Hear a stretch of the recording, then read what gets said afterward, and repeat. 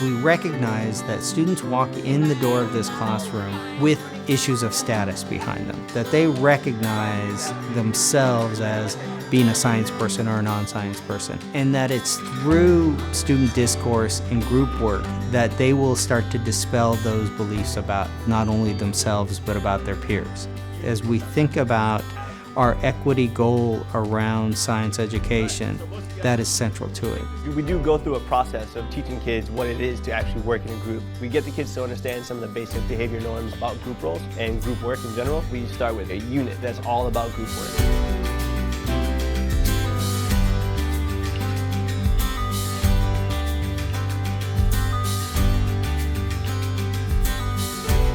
Students get that experience for sure at the beginning, but we really recommend that teachers come back to it when issues arise. So there are times where they could maybe just completely stop a lesson, and then they might go back to some of the skill builders and say, let's do this one again.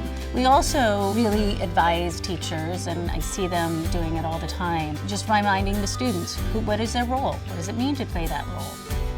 As a group, remember, reporters, recorders, not only are you recording the information and making sure that you should have this specific information that your group talked about, but I'm going to call on you guys to give me your answers because I'm going to put them up on the board. Each group member has a role. They have to actually participate in order for the group to achieve whatever it is they're trying to achieve. My job is the reporter. So with that job, I have to write down all our notes and all our step-by-step stuff. My job is the harmonizer. If they're arguing over a project, I'll say, well, you don't need to argue. It's just that we have to figure out who can do which one, or we can Rochambeau. I'm facilitator and I'm supposed to keep everybody on task. I'm a materials manager, so basically what I do, if we're making a poster, I'd get the poster paper and the materials. They understand that they all have a role to play, and that I think is the biggest part of it, and that they take agency over their group. It is absolutely critical for us to help address issues of equity in the classroom. If I don't speak English well, I might have some other tremendous skill that is going to come into play. The curriculum provides students who might traditionally not have succeeded well in school a lot of ins into the content.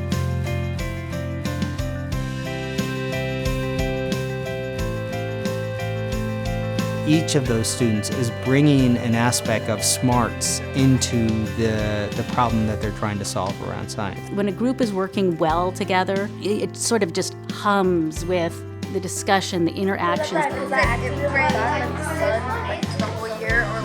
And see students building off each other, not just talking at each other, but there's something happening where the sum of the whole is much bigger than the parts. And it's only through making sure that that group work is productive, is useful, is respectful, and is targeted at learning not only for themselves but as a community that we will get there. One of the things that I like to say as a part of one of our norms, if one person is not done, no one's done.